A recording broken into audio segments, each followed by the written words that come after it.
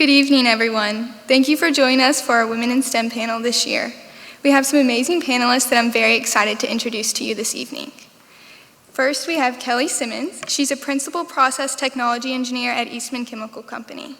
We have Kim Cook, the founding principal of Insight Engineering. We have Jennifer Stabick-Smith, a project engineering manager at Wolfspeed, and Huda Sharaff, the chief medical director at the Pat Walker Health Center here on campus.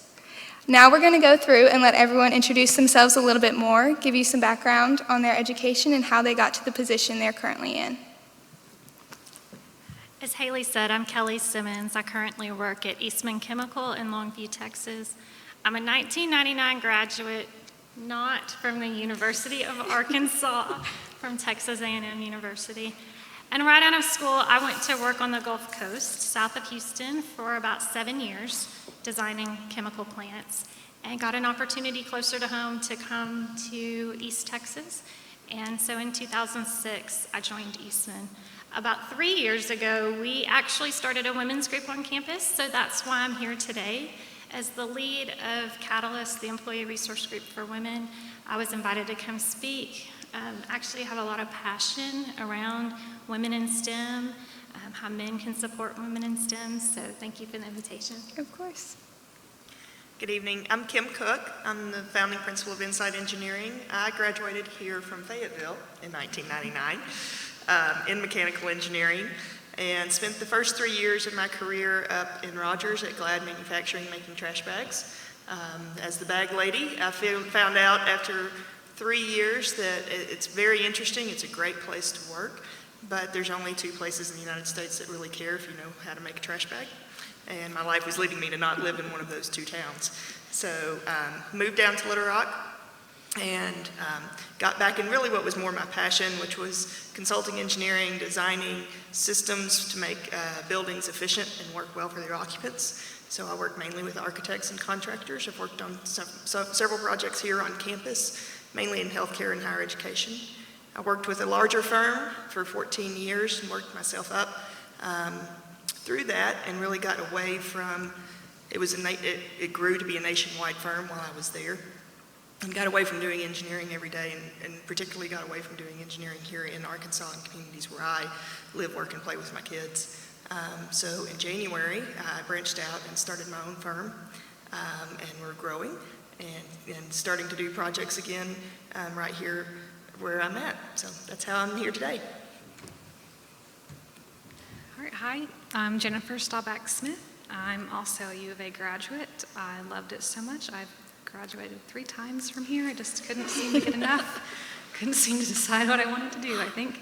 When I first started out, I was definitely I didn't have engineering on the brain. I'm not even sure if STEM was like a thing back then. So I originally came here, I went through the apparel studies program, minors in business and Spanish and whatever sounded fun to me at the time. I got out, had a few different jobs, was really sort of struggling to figure out what I wanted to do. And long story short, I ended up as a technical writer at an engineering firm, and for the first time in my life, I was around all these engineers. And I thought, oh gosh, how come I never thought about this? I think the work is interesting. I met my first female engineer. I know this sounds silly, but I didn't even know women went into engineering. And I kind of started rethinking about the path I took, and I enrolled in my first, I'd say, difficult math class, and I just sort of tested the waters and ended up going back to school here. I chose physics at the time. I really didn't even know a lot about engineering, but physics sounded pretty fun. Went back for physics, got out. I was lucky to get hired in here at a company called Arkansas Power Electronics International. Came in as an entry-level engineer. While I was working there, worked on my master's degree here in microelectronics photonics, and I've just sort of had a few different jobs in the company now. I've been there 6 years, and now I'm working as a project engineering manager. So it's been a great career so far, and I'm excited to be here to talk to you guys today. I think I have to shorten this just a little bit, or either get a booster seat. So, my name is Huda Sharaff. I am a board-certified internal medicine physician. I think I'm probably the oldest person on this panel. I graduated with a BS in chemistry here in 1993. Went on and did medical school at UAMS. and then ended up doing my internal medicine residency at Washington University in St. Louis. I ended up working for them for about 7.5 years. I started out working in their emergency room. Thought, let me try that for 3 years, and then started having a family. So getting home at 3 o'clock in the morning and working every weekend wasn't really conducive to family life. So I had a friend of mine that was doing college health at the undergrad campus at WashU, and she reached out to me and wanted to know if I would cover her while she was on vacation. And I said, sure, I'll rearrange my ER schedule and I'll cover you while you're away. And so I did that, and I really enjoyed it. We took care of the students and faculty and staff. I liked the population that I served. I liked the hours. I liked being home with my children. And so I told them if they ever had a full-time position to just reach out to me, and 6 weeks later they did. So I always tell people I kind of fell into college health. I love it. But it's one of those things where I thought my path would take me into academics. I thought I'd be teaching at a medical school. That's kind of the road I thought I was going to take. But it was a blessing to fall into college health, and I've been doing it now for 16 years. I've been here at Pat Walker Health Center for 12 years. I serve as their medical director. I oversee the primary care clinic and the women's clinic. And so I was honored, truly honored, to be asked to sit on this panel today. Very proud of all these ladies, and all the ladies that are in STEM professions. And so we're really anxious to have this conversation with you and hopefully answer these questions and get feedback from the audience. Okay, we have a few questions that have already been prepared for this evening, but at the end we will have a chance for you to ask your own questions as well. So to get started, what was the moment in your life that you decided to pursue a degree in STEM? So I would say, let me give you a little bit of background. My mom, 77 years old, and she's a veterinarian. My family is from Egypt. When my mom went to vet school in Cairo, Egypt, she was one of 2 women in her class. Her sisters, she has a sister that's an electrical engineer. She has a sister who's a pharmacist. And so it was really our path. It was never, to be honest, I'd ever think of a choice of not going into a STEM career. Loved science, going through school. I'm pretty outgoing, like to talk a lot, so medicine seemed like a good thing. And so basically, that's kind of where I started my career path. But I remember vividly in elementary school, they would go around the room and ask people what they wanted to be. And I remember our school nurse was asking these questions. And she asked me, and I said that I wanted to be a doctor. And keep in mind, this has been over 40 years ago, and I still remember this. And she had a son who was a doctor. And she said, well, do you want to have a family? And I said, well, yeah, of course. And she's like, well, you can't be a doctor then. And so that pretty much dug my heels in, and I was like, no, this is the path I'm going to pursue. And very happy that I have. So I think I kind of fell into STEM mainly from always, as a child, wanting to live up to expectations. And my 3rd grade math teacher told me I was good at math, and so I believed her, and then continued. And so her expectation for me was to, take the calculus and physics classes in high school, and I was blessed with some excellent science and math teachers in high school that really just taught our entire high school that we could do math. And there's a lot of students out there who just think math is hard or science is hard, oftentimes, unfortunately, because their teachers tell them that. And our teachers told us it was fun. And so I graduated and again was told, oh, you're good in chemistry. So I actually started as a chemistry major here thinking I was going to be pre-med. And then I got sick when I had some stitches taken out of my knee, and I was like, maybe I shouldn't be pre-med. So I switched over to chemical engineering, which seemed like the logical choice. And then was talking with my uncle, and he said, do you want to live in Beaumont or Houston? And I was like, not really. And so then I switched to mechanical engineering because it was absolutely the broadest STEM major I could find that fit me when I had no idea what I was really wanting to do as a career. So this common theme of math and science, I always felt like I loved those subjects, was reinforced by teachers teaching those subjects. But if you had asked me, do you want to be an engineer? I thought literally the engineer drove the train. I mean, that's how little I knew about engineering. Didn't come from a family of engineers, didn't even come from a family of anyone who had gone to college. And then in high school, I was in junior ROTC, and believe me, it was cool at our high school, okay? We lived right next to an Air Force base. And I had an instructor who was a retired colonel in the military, and he had been a pilot. And I also thought I wanted to fly planes. That sounded really great, right?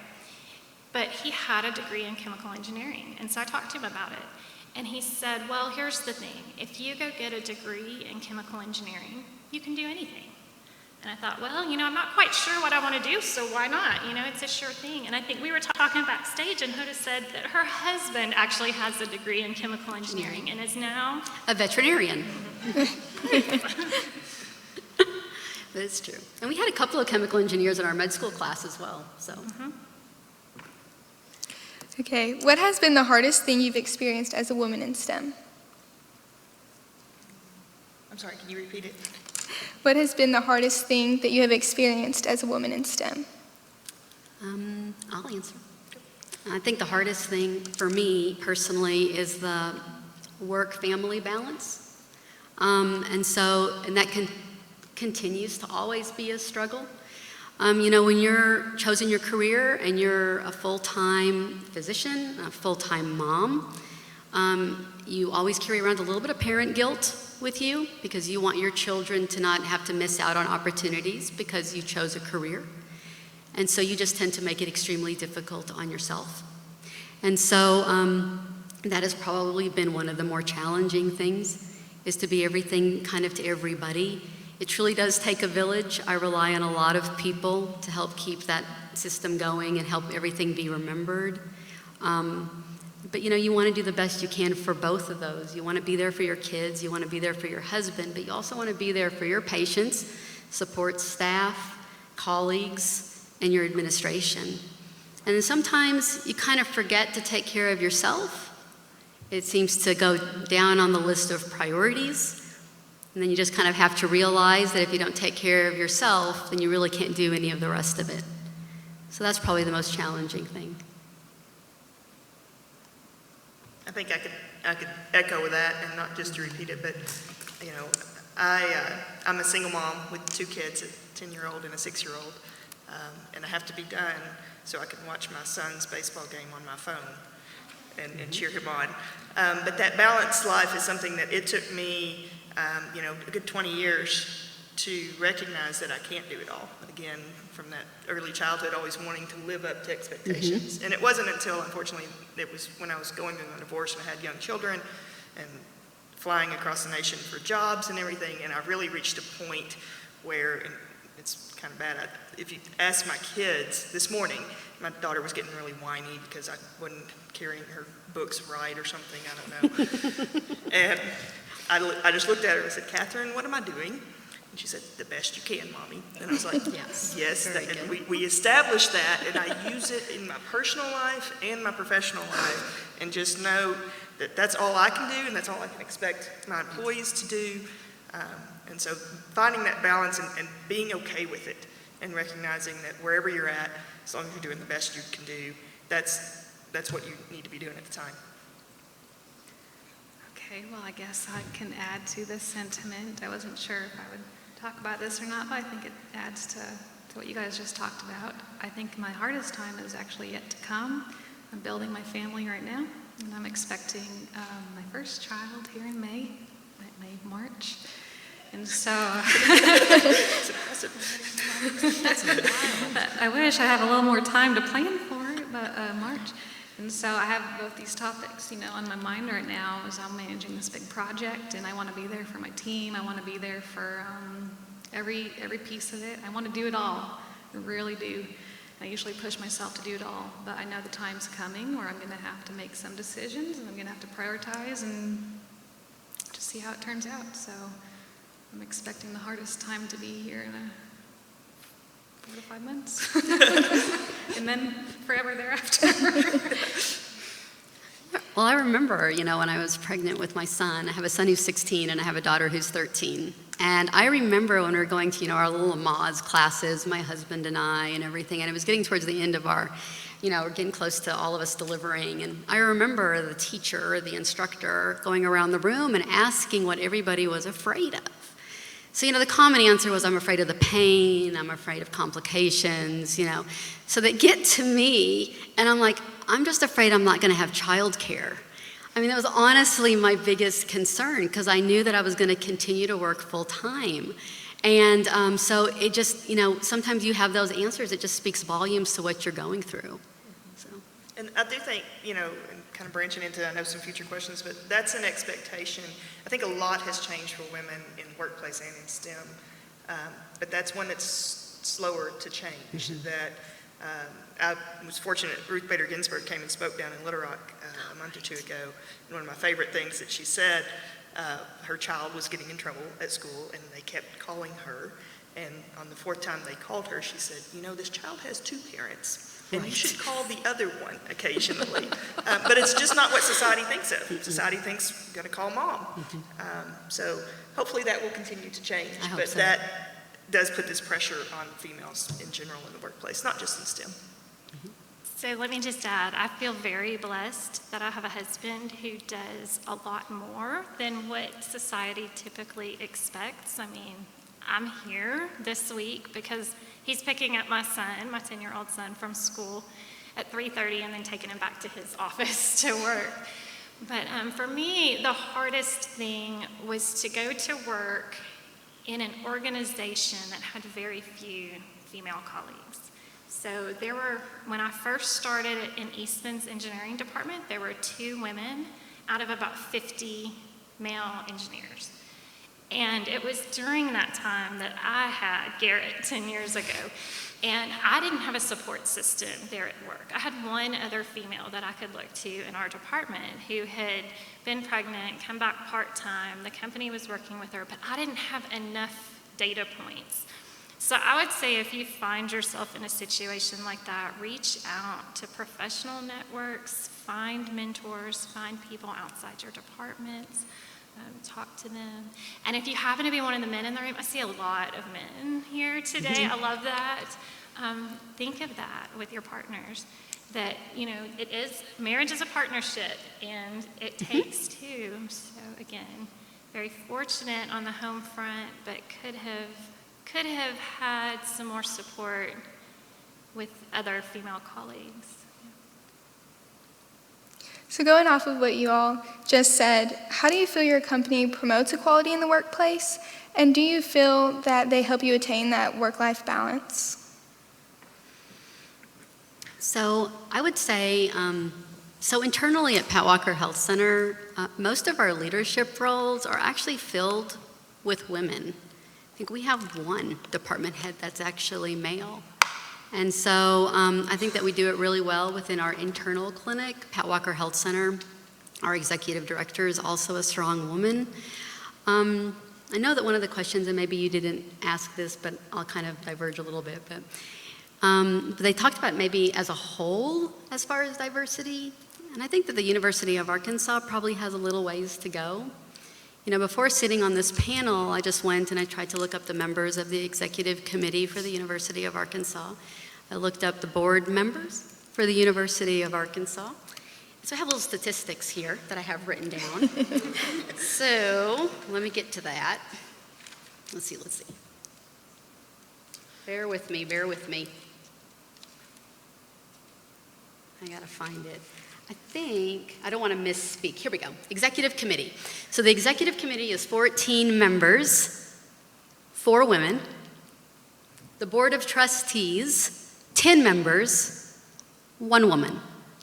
So I think that there's a ways to go as far as the higher administrative departments at the University of Arkansas and on their executive committee, not only with women, but also with diversity as a whole.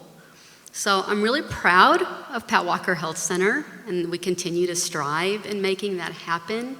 And I just would like to see more of that as the University of Arkansas as a whole.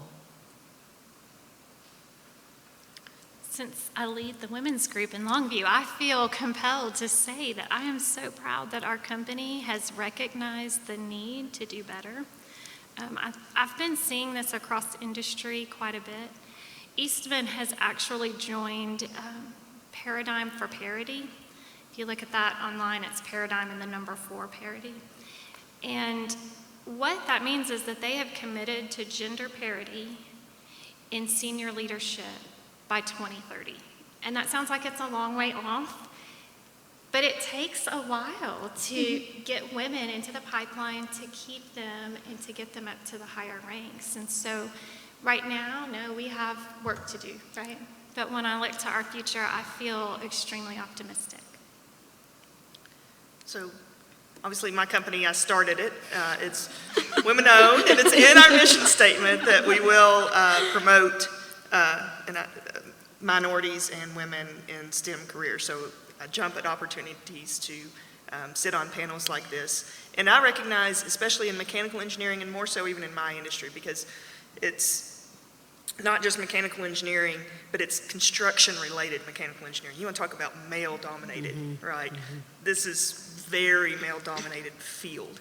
So if I want to grow my firm, and which I do, and get more principals and maintain, you know, a woman-owned firm, I have to start at colleges and high schools, and I have to get more women into that career, because there simply aren't that many out there that I could go hire. If I wanted to say, if I had the funds and the workload and said I want to hire 15 engineers with the licensed PE to practice in my industry tomorrow, I only know of about 5 in the state that have their license. So I have to start even younger to build that equality, and that plays to why it takes so long to get there. So I feel very supported at my company, Wolfspeed. I've got a lot of great coworkers, really supportive. When I started, there was no like particular initiative or like attention called to being supportive to women. I just have always felt really supported by my colleagues. So no complaints there. But in the past year or two, they have made an effort. They've got like some new management and new human resources management, and they have made a specific effort. They have a Women in STEM initiative. Because we do have a very large disparity, we don't have a lot of women at the company, certainly not in leadership positions. So they are making just an effort to draw people in, to keep women. So I think that's good. But just in general, more diversity in the workplace in any form or fashion is good. Have you seen any changes favoring or opposing women since you began your career? I would say yes. In 2017, it was the first time ever that women actually outnumbered men as medical school students. And that's the first time that's ever happened. You're also starting to see mostly historically male-dominated specialties, women pursuing those fields like orthopedic surgery, general surgery, cardiovascular, cardiology. So I'm definitely seeing a positive upswing, some positive changes. It's just taking a long time. I believe there's better understanding in the workplace now for physician moms. I think there's a little bit more understanding there if you have to care for a child at home than there was when I was first starting my career 20 plus years ago. So that's a good change to see as well. So there are women. I was actually looking up a few things, and there's the president actually is a physician. There's a physician president at Johns Hopkins Hospital. That's a woman. And I also have some more notes. Female physician who is chief quality officer, Cleveland University. Female physician who's a vice president and chief operating officer of New York's Presbyterian Hospital. So you're starting to see women in more of these kind of leadership roles in medicine, and hopefully that just continues. You know, a change that I have seen, and it may just be that I'm more aware of it, but in the last 2 to 3 years is really where I have seen women as a whole come out and support and form this network of mentoring and job creation, where I think when I first entered the career, there were so few women, and we weren't connected. And there were no forums for us to connect, even across industries, to form that village. And so you ended up, if there were 2 women in your company, somehow we ended up in this terrible dynamic where we were like competing to be the good woman, because there's only 2 of you, you know, and so you ended up in this like competition with each other and compared to each other rather than compared to your male counterparts. And I've seen that change in the last 2 to 3 years.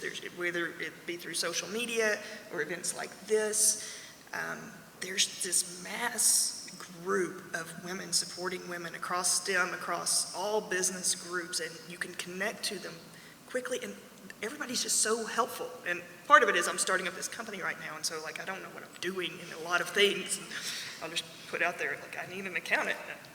And, oh, I can help you with this, I can help you with that, you know, great. So that's a change that I think is really for the positive, and I think can keep going. And I've seen that networking, and frankly, women are just a lot better at networking. We don't need a golf course to do it. I like golf, but it's a very inefficient way to network, and you're only going to play with 3 people maybe at a time, and at least 2 of them are going to be in a bad mood. So if you can find these other villages to network in, and they're out there, grab a hold of those. Oh, I would definitely echo that. I know there's a Facebook page, and it's mom physicians.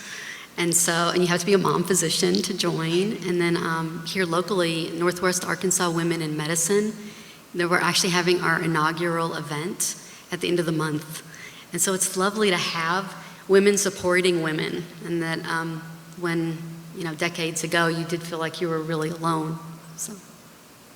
So Kim mentioned communities of women, and the thing that I notice now is that it's okay to be a woman and to be in STEM.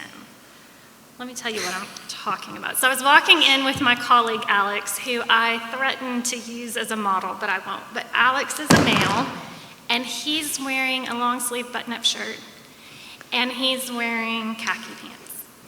And that is exactly how I dressed on day 1 of my co-op job in 1997 on the Texas Gulf Coast, because I was dressing the part.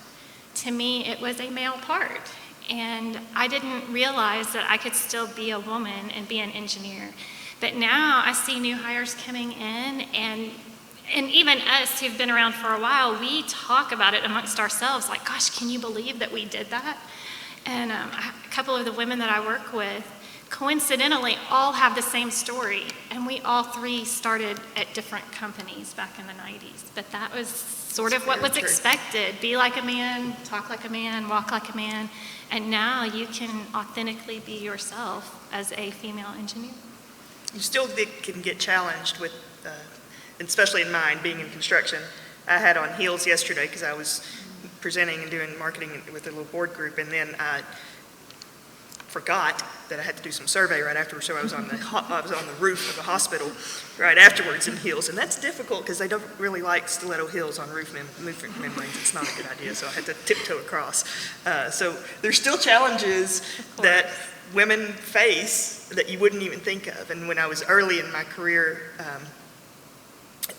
one of those challenges, I had a boss who's as a man, and I could tell he was testing me. We went on site, and I had on heels that day too. And we ended up needing to go up this scuttle ladder about 35 feet and survey this roof. And he just kind of looked at me. There was no reason really to go up there, but he was going to test me to see if I would climb that ladder in heels. And I sure enough did. Good. I've also felt pressure, like maybe I should dress different, but whatever. I wear my leopard. Have people comment on my leopard. I don't care. Throughout your career, have you had many women role models? And if so, how have they impacted you? If not, how do you feel that would have changed your experience? So I've had several women role models. My mom, that I mentioned earlier. I also have a secret weapon in that I have a twin sister who went to medical school with me, and we did our residency together. a little pathologic. But anyways, and so definitely, my mom, for both myself and my sister, my dad, from a very young age, instilled independence in his daughters. I mean, for as long as I can even remember, it was, you're going to be independent, you're going to support yourself, you're never going to depend on anyone. And, you know, my mom and dad were immigrants from Egypt, raising their girls here in the U.S. And so I can't ever remember a time I didn't feel that way. My father traveled a great deal, so my mom had to do that work-life balance. She was, in essence, taking care of us, and she was also working a full-time job. And so she did it, so I knew I could do it.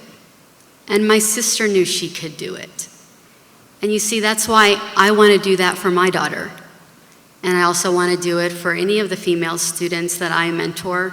When they see us doing it, more and more women will pursue this path. So. I didn't have any career mentors in this field. There weren't any women in this field.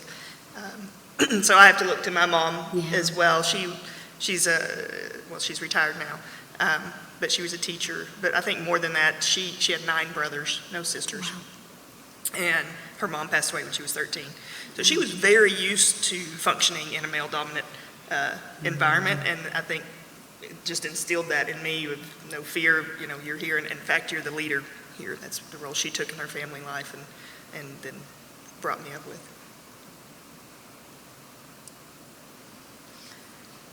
I know you asked about women role models, but for me, I think it took, you know, good male and female role models to get me to think about coming into STEM. You know, I had, like I said, I didn't think about being an engineer specifically, but just like being raised in a way where there weren't like girl jobs and boy jobs around the house. You know, my stepdad taught me to do woodworking, work in the shop. I had chores. I climbed in attics. I put up insulation under the house. Like, I was very hands-on. There were not, I hate to use this word, like girly, you know, everyone did the same types of jobs and nothing was off limits. And so just having like equal expectations for me than they would have of my brother, that was the kind of leadership in our household, the kind of role models that I had. So I didn't grow up that way. I grew up where if my dad was working on the car and I went and said, okay, what are you doing? He'd say, oh, sweetie, don't get your hands dirty, right? and that, you know, getting into the work world, that's not a good place to start. Back at that first co-op job, you know, I thought I could do anything guys could do still. So I climbed up a ladder and I went into a reboiler that was down for maintenance, wanted to see what it was like inside. And when we came out of it, you know, we had our coveralls on and we were just grabbing whatever tools and slipping them in our pockets just so that we could get everything back down to the control room. And on my way back through the control room, I dropped some stuff off at a table and went on into the conference room to a meeting. And in a few minutes, this operator comes in and he's psst, psst, in front of the department head and all that, you know, and I'm just an intern. And I think, what does he want? He goes, hey, where'd you put my channel locks? And I just look at him with this blank stare and I said, well, if you tell me what channel locks are, I'll tell you what I did with them, right? So, you know, even if you didn't grow up where you were given those responsibilities at home, you were exposed to those things, there's no need to be embarrassed about it. When you go into work, that's what co-ops and interns are for, to go learn and pick up those kind of skills. Really just remember that we can do anything that the guys are doing, right? Right. It's just whether we've been exposed to it. Yeah. Were there any male role models or just men in the workplace that had specific actions that really stood out to you and felt supportive? You said male role models? Male, yes. So basically, I mean, what I would say is that my male role models would be my father, but my husband. So I echo what you said about having a partner that's supportive of your career and you're supportive of his. My husband's a veterinarian, so we lived apart for 6 years because he was in Louisiana and I was in Missouri. And so sometimes I'll talk to my patients that come in that are in these long distance relationships and I try to counsel them. I'm like, you know, just there's an end in sight. There'll be an end in sight. And I tell them about my experiences, and it was hard, but we were busy. He was busy. I was busy. I lived at the hospital. He lived at his hospital and did, his on-call. But we do everything in our life 50-50. So I have to give him kudos for that. He's in charge of the laundry. I'm in charge of some dishes. We rotate. I mean, there's no way that I could do this without him being a partner with me 50-50, or sometimes even he does a little bit more than I do. And you know what? Our children see that. My son sees that. And so again, that's an example for him of who he's going to pick as a life partner when he moves on, and what he's going to expect from someone that he's going to share his life with. And we don't have the husband chore or the wife chore. It's whoever can get there and can do it. And then my dad, he supported my sister and I 100% throughout our entire life. I couldn't be a physician without my parents. And instilled that independence and that confidence in us, both of them did. So. My first boss out of college, Jean Joyce up at GLAD, was definitely a mentor. And an experience that I'll always remember is I had completely messed this project up, and it was now going to be over budget and behind schedule. And of course, so I'm first year EI, nervous, bring the plant manager in, the construction project manager in, had this big meeting, and Gene sat there and took full responsibility for the entire thing. He then walked out of there, walked over to my office, and completely chewed me out, which I 100% deserved. But he taught me how to be a leader and not just a boss in that moment, and I think that's expanded throughout my career. And he's still supportive, and we're still friends. He checked in on me like a month ago. He was like, "How's the new company going?" So there's definitely people that you can grab a hold of, men and women, early in your career, because you're gonna mess stuff up and do stupid things. But if you can learn from them and have people that make those mistakes be learning experiences, those are very valuable people in your career. So right out of school, I worked with a guy who I would say was an excellent role model as a technical mentor. And we were assigned to his team. It was for heat transfer. And then he would farm us out to different projects. So we had one particular project come in that needed about 100 heat exchangers designed. And I was a full 6 months out of school, but I had been doing nothing but heat exchangers in those 6 months. So believe me, after 6 months of doing the same thing over and over, you get pretty good at it. But I got assigned to this big project with a couple other women, and the lead engineer looked at us and said, "Well, are they even going to be able to do this job? I mean, they don't have very much experience." I don't think he was questioning us because we were women, but just our experience level. And my team lead said, "Look, we've trained them. Here are their credentials, basically." And he showed confidence in us. And to me, that's what men can really do to help support women, is just show confidence in your coworkers. Or, gosh, coming to this panel, I'm looking at Harrison here. I said, "Well, gosh, why would I speak on a Women in STEM panel?" And all Harrison says is, "Well, you're a woman in STEM. You're kind of an expert, right?" Just that little bit of confidence boost, that little bit of encouragement means so much. Yeah, I would echo that. I work with a lot of great men, and the ones that have made the biggest impact on me are the ones that have always had confidence in me. They've never, questioned me more than any engineer questions one another, But having high expectations for me. For example, when I first got hired, I just felt happy to have the job. Like, I can't believe they hired me. And then I thought that was it. Like, I'm in, right? I hadn't even thought about, frankly, growth in the company. I just thought I made it in. This is great. And I had a boss at the time, and he would come to me with like higher and higher expectations. Like, "Okay, Jennifer, it's about time you present at a conference." And I thought, "Okay, are you sure?" Like you and me.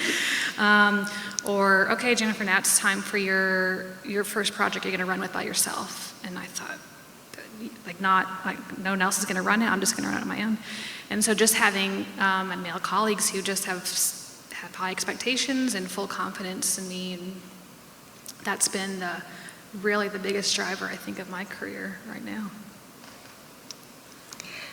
Before we go into our last question, I want to go ahead and give you the opportunity to ask our panel questions. If you have a question from the audience, we have a microphone over here. You can go ahead and get in line and be thinking of your questions, but go ahead and get your opportunity if you would like to ask one, and we're going to do that while we ask our last question.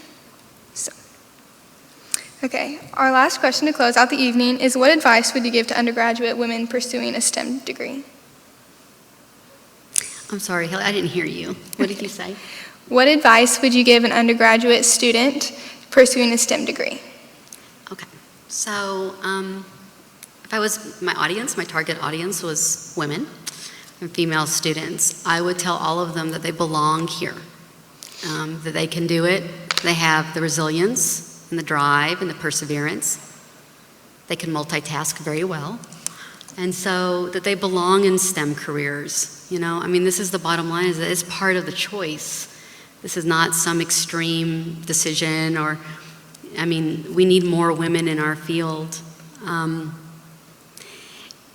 So I have to go off a little bit about this. So, sometimes most of the men in my life are very positive and very supportive, and so, but obviously not all men across the country are that way. And so, to refer to women as the weaker sex could not be more wrong. So, things that we do, right? We multitask, take care of our kids, with a social calendar, we remember everything. The bottom line is that, we have to multitask everything. We have to work while we're pregnant, work while we're in pain once a month. And we have to do all of that, and we have to do it as well as anybody else. And so for all the female students, including my daughter, I'd say this is where you belong and this is where you want to be. So. I would say you can do it. I just want to echo that. That reminds me, though, of the first semester of college at registration, when I sat down with the chemical engineering department and came up with my course load, and my advisor signed it, and I was good to go. And then I went to a Women in STEM, Women in Engineering, not conference like this, but just a little talk.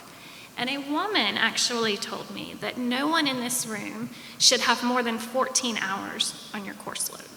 And I looked at my schedule, which had 15 hours, and thought, oh my gosh, what do I do? Do I drop the 1 hour kinesiology and get down to 14 hours? Why would that matter, right? So I went up to the woman for advice, and she said, well, you can strike poli-sci, you can take that at any time. And it left me with 12 hours. And I thought that's the worst advice ever, right? Because now I'm behind in my course load. And on top of that, she didn't know me. And she didn't know that I am challenged most when I have a lot to do. And so now I'm slacking too on top of it, right?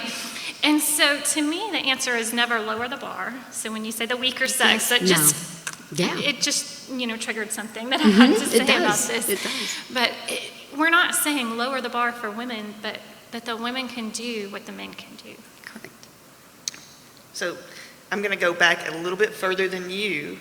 When I came up to the U of A as a high school senior for when you go around and you tour all the colleges and whatever that's called now, I came up here with 4 other girlfriends, and they all went to College of Science, College of Education, whatever. And I went to College of Engineering, and you might remember me saying I started as a chemistry major. Well, here's why. I went to the big auditorium in Bell, and I don't remember the dean's name at the time, which is probably a good thing. But he stood up there and he said, if you think you're going to come to Fayetteville and you're going to be in a sorority and you're going to have a social life and you're going to major in engineering, you're wrong. You will not succeed. And I wasn't sold on engineering at the point, but I knew I wanted to have a social life. And so I said, okay, well, I'm not going to be engineering. I chose the real easy major of chemistry instead. But he set me back in coursework. I did a lot of summer school because I believed him. And that also leads to my advice I would give not just women, but men in STEM careers and really in any career path. Get out of Bell. Get out of mechanical engineering. I'm old enough, like we had to call in and schedule our classes after we got the printed list of classes, right? But I would go through and intentionally try to find classes on campus that were in buildings I've never been in before, or majors I've never known anybody that would count towards my major. So I don't know if there's still one, but there used to be a 3,000 level social science called recreation, and we learned how to camp. It was really fun. And there was also one called sociological and cultural aspects of PE and sports that counted towards my major. And we would meet. There were a lot of football players in the class, and we'd talk about how when they lost, the whole economy of Arkansas went down. But I met more interesting people, and it made me a more interesting hire and just person in general. This is a small state, especially if you plan on having a career in this state. Get out, meet other people. I also took ballroom dance up here. You know, there's amazing experiences on this campus, and then continue that when you get in your career. Don't just do work and home. Check out your Chamber of Commerce. Ask your leadership at your company, are there community events, are there things like this I can volunteer in? When you can connect your passion to your career, that's when you'll be most successful. So you have to broaden your view to be able to do that. Kind of similar for the women in STEM or the men in STEM right now. I'd say just take this time to really expose yourself to as many things as possible. There might be, career opportunities that you don't go into just because you didn't know they existed. Like, for example, I hadn't thought of engineering. I had never really looked into it. Sometimes you just have to, read as much as you can, talk to as many people as you can, ask people what they do, how they get there, so that you can start to think of possibilities that you might not have thought of before or pictured yourself doing. Thank you so much. Now we can go to our first question. So I was wondering, what's your favorite part of your job? It doesn't matter what facet it is, just what's your favorite part of waking up every day and going to your job? So the question is, what's my most favorite part of my job? I mean, truly, I wouldn't say this if I didn't mean it. I truly love working with the people in my clinic. I love my colleagues, I love my support staff. I love the age group that I treat, because I can treat pretty much from 18 to 72. I see a lot at the health center.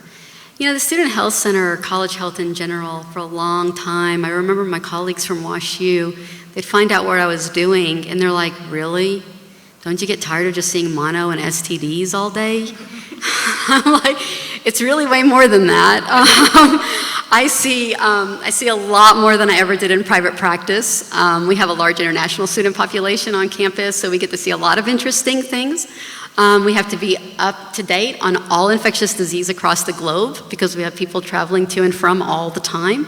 So measles here, mumps there, Ebola, everything. We have to be aware of all of that, Zika. My job challenges me in the fact that I can still take care of my patients, but I can still do university outreach. And so I can do events like this. We're invited to speak to classes and groups across campus regarding a variety of different topics. And then I'm one of 8 medical providers in my primary care clinic. I'm one of 5 physicians, and we have 3 nurse practitioners. And so we all have strengths, and we learn from each other. And I can tell you, I've never worked in an environment like that before. It's kept me here 12 years. So hopefully I have no reason to go. I really enjoy them, and I enjoy the work that I do here. It's also nice in College Health, I tell folks, I said, sometimes when you're in a traditional internal medicine practice, and most of your patients are over the age of 50, no offense, but people are kind of stuck in their ways. And what you're trying to do is improve their health, trying to offer advice.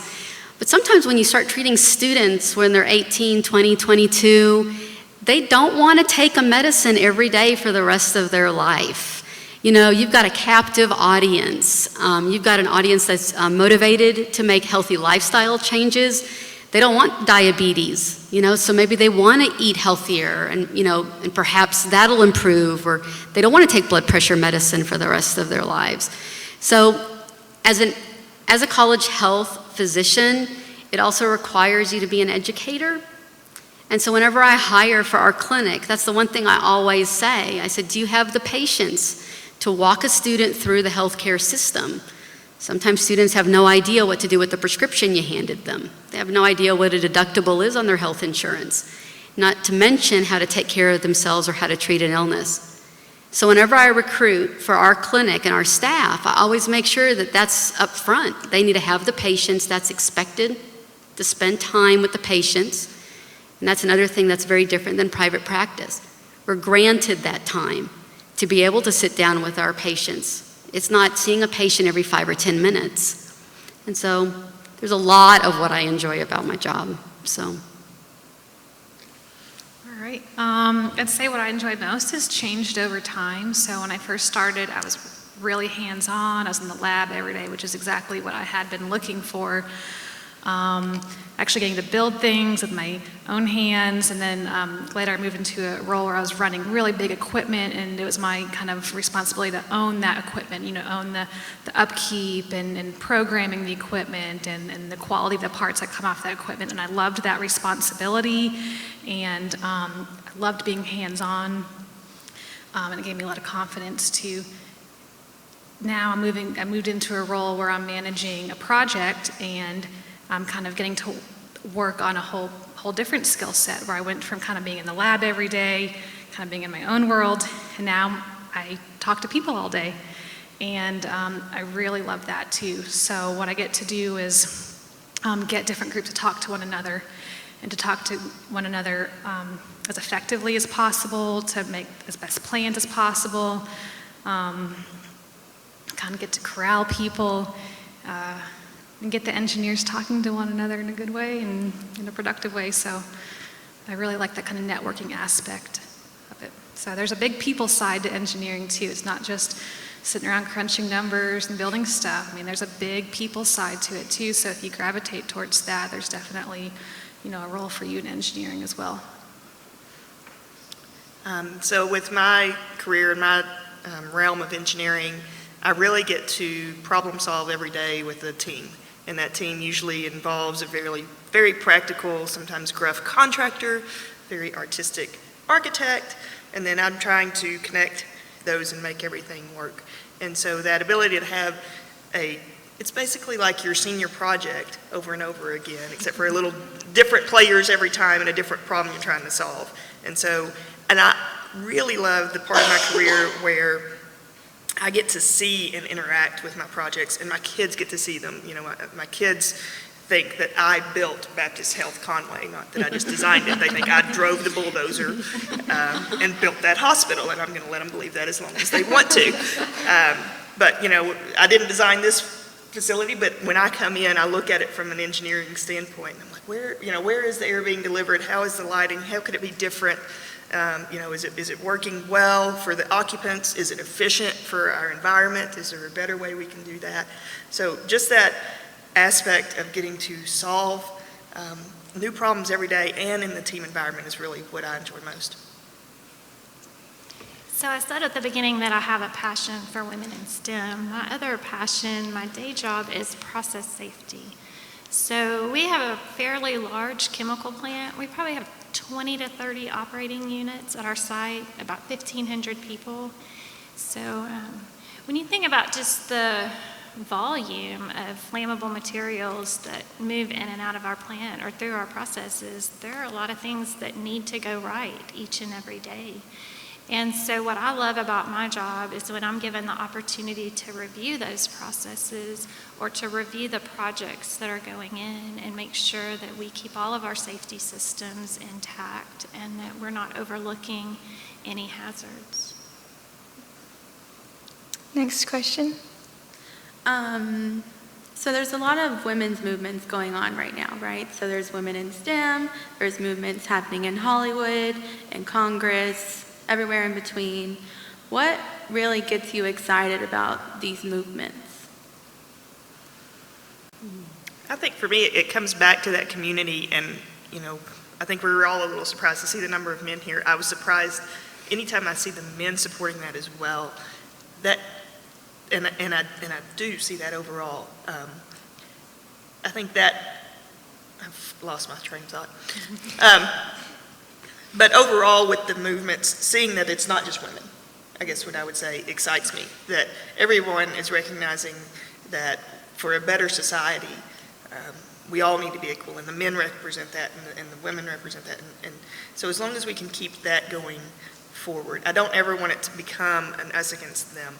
I have a son, you know, and it's very important for me that he has all the same opportunities, right? Because, you know, when you lay in bed at 2 at night as a mom, you're like, okay, women in STEM's going strong.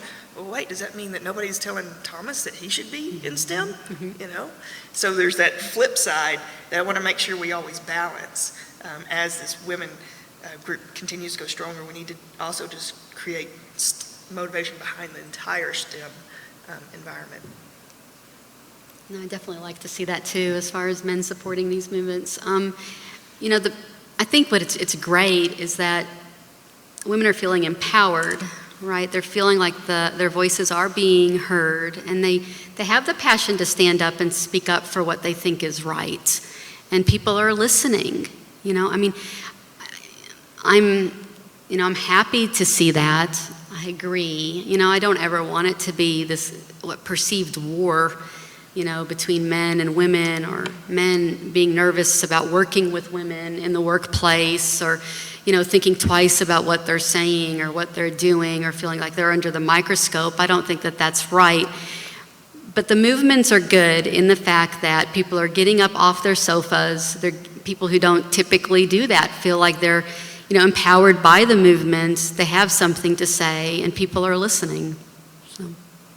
So I agree, it's great to see men involved. It's great to see all women involved. So when we were first starting our employee resource group, you wouldn't believe how many women would come up to me and say, you know, I think this is great what you're doing, but I'm not a feminist. Right. And I'd say, Right. guess what? I'm not a feminist either. I mean, and a lot of people don't even like that word, right? But the more I learn about it, it's like we all should be feminists. So I think just that this is now normalized, that we have these conversations, is really exciting to me. It's not faux pas to talk about how we can make it better for women.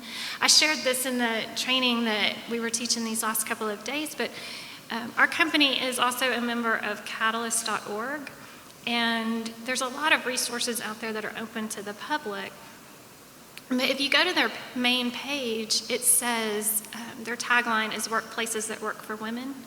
But on their main page, it says workplaces that work for women work for men. And I so strongly believe that when we talk about making a better workplace for women, it's making a better workplace for everyone. Mm-hmm. Yeah, I agree with you. That's one of the things I was just thinking about is things get better in the workplace for women, it affects everyone because, you know, for example, like we, at our job, we just added this new parental leave policy. It's a parental leave. It's not a maternity leave. It's for the men too. The men want to be home. They want that time with their growing family. And so as we kind of highlight some of the issues, the challenges we're facing, I think everyone will benefit from it. Yep, thank you. I think I have to pick this up. It's a little bit low. Thank you. I wanted to, on that last comment, I wanted to say how much I agreed with that. There's so much research on how the fact that if women and minorities succeed in the workplace, that the company does better. And I always tell this to my students, when the company does better, that means that men do better, you do better. So it's like, that's why even if you're selfish, you should want this sort of thing, because it makes everyone better. And I really wish I would have brushed up on my research ahead of time. I appreciate that you have a notebook and stuff, and I didn't. But we talked a lot. This panel was great, talking about one of the big issues, which is the fact that women leave the workplace when they're in STEM at a much higher rate than men. And the research shows that the main reasons are lack of other women mentoring and concerns about balancing family life. And so I think this panel did a great job. I'm sure there's a lot more to talk about. The other issue I wanted to talk about, though, is specifically a little bit more engineering. I think it's close to 50-50 entering STEM now as far as men and women, but the numbers are still pitifully low as far as the number of women that enter engineering. And every school in the country, and this just isn't the University of Arkansas, they all tout, we've got this many women and we had this many women this many years ago, but if you look at the percentages, the needle hasn't moved at all. It's the same. So what do you think that leaders like you can do to help with that? And what do you think that students can do? And if even you want to say what can professors do, we're happy to hear that as well. So thanks. I think as much as anything, it is that exposure. And so, you didn't know what an engineer was. It was before Google, though, right? Right, well, but still, if you Google an engineer, who knows what's going to come up, Wallowitz, I guess. But people are not going to get into the field if they don't know of a woman engineer and they don't see a woman in STEM up here. And so inviting those of us that are in this career into your classrooms, and we want to come. It's something we're passionate about. I don't know of a female in a STEM career who would turn down an invitation to speak to a classroom or to a panel. Because you're right, the numbers have not changed. For the females in the audience in engineering, a side thing that you don't think about is I run into people now, 20 years plus outside of graduation, and that all the men from my graduating class know who I am, and I have no clue who they are. And they're like, "Oh, hey, Kim." And I'm like, "Who are you?" Well, of course they knew me. There were 5 of us, so I kind of stood out. So getting that number up, I think it's exposure. I think it's exposure in K through 6. We have a lot drop out in that 5th through 9th grade range, where it becomes there's more pressure with boys to be the cheerleader, to be girly. But if we can show that age range that you can be the cheerleader, you can be girly, and you can be an engineer, and you will still find a husband if you want one, or a wife if you want one, or neither if you don't want either one. As you get older, you're not defining that by your career choice. So my question back to you has to do with female faculty in the engineering school. So, I don't know what those numbers are like. So, I suppose if you have a lot of female faculty maybe in the engineering department too, but I don't know. So. I guess I don't know the exact numbers. Yeah. I know that they are not what we thought. It's 19 out of 121. Wow, okay. So that's also another push, right, is to have more female faculty that can serve as mentors for students. I'm not an engineer. I feel like I'm on the Sesame Street show, like which one of these doesn't belong up here, So I'm not the engineer. But, you just think about, you have female faculty that are seeing students every single day and can serve as mentors as well in the engineering school, so. I feel like career choices happen so much earlier than presence on a college campus, though. It does. I remember, in high school, they're already asking kids, what career do you want? Yeah. In 9th grade. So I feel like catching them, the junior high age feels about right to us. Our company started trying to do a little bit more of that kind of outreach to the local schools so that we can at least show them some careers in STEM, not all engineering even. Operators in our plants, we'd love to get some more female representation in operators and maintenance. And unless they're seeing it at a young age, they're not going to recognize that that's a path for them. And Haley, can I just mention, I'm so proud of the activity that you guys are putting on. I think that's this week, right? We were talking backstage. But to hear that there are 300 girls coming here to do a STEM type activity, that's amazing. That's a huge outreach. Thank you. We need more Haleys doing Yes. programs like By all that. means. But I do think the engineering is harder than maybe the medical and the lawyer, because when you're 5 years old, you know who a doctor is. Right. You know medical. Mm-hmm. You know who a lawyer is. It's really hard to say who an engineer is. Right. Dr. Kuvion was the one he put that on the test, I think, because he liked to stretch us out. And he's like, who is an engineer? And his answer was just a problem solver. And that's, you got to kind of just keep it real simple, because if you talk about doing safety at a manufacturing plant or lasers or something, I don't know. I mean, or trash bags or, like, you've got three of us up here and I know nothing about what she does. I know nothing about what she does, but we're all engineers. And so putting that unified face on it is very difficult for selecting that career path. And so I think we have to go broader and give more examples. Yeah, I was going to say, if you can help provide job examples, that's great. Just knowing what types of opportunities there are for engineers, because it's such a broad field.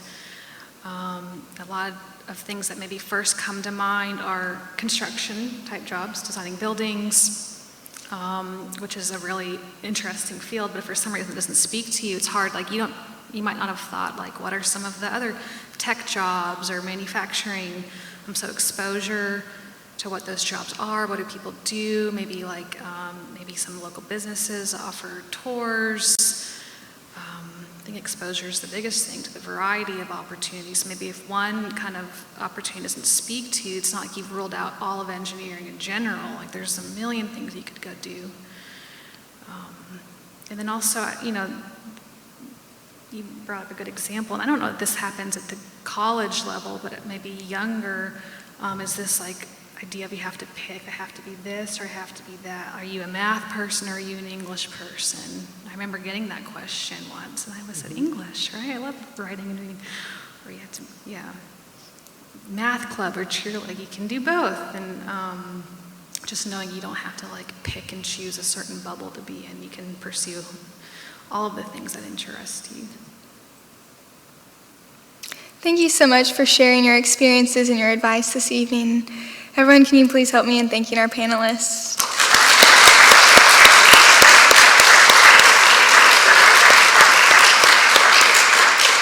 Haley, can I say one more thing? Yes. Just one more Yes. thing. And this has to do with my field specifically. There was an old riddle, and the riddle went like this. A father and a son were in a car accident. They were both critically injured and delivered to a hospital. The doctor enters the room and looks at the little boy and says, "I can't operate on him. He's my son." How is that possible? So years and years ago, decades ago, probably not that long ago, we'd give that riddle to folks and they'd be like, "How is that possible? The dad's critically ill." Well, I asked my kids, when you asked me if I think that things have changed, so I asked my kids, and immediately my kids were like, and I hope it's not just because they have me as their mom, immediately they were like, "Well, the doctor's his mom. That's obvious." But that stumps people. And so, I hope that people are starting to see those gender neutral roles. So, but I just wanted to say that they are changing. They are changing, so. Or the kids might have two dads. Or the kid might have two dads. That's a good point. Let's keep times I like changing. that it keeps changing. I like that. So anyways, but thank you guys very much for having us. Thank you so much. Thank you.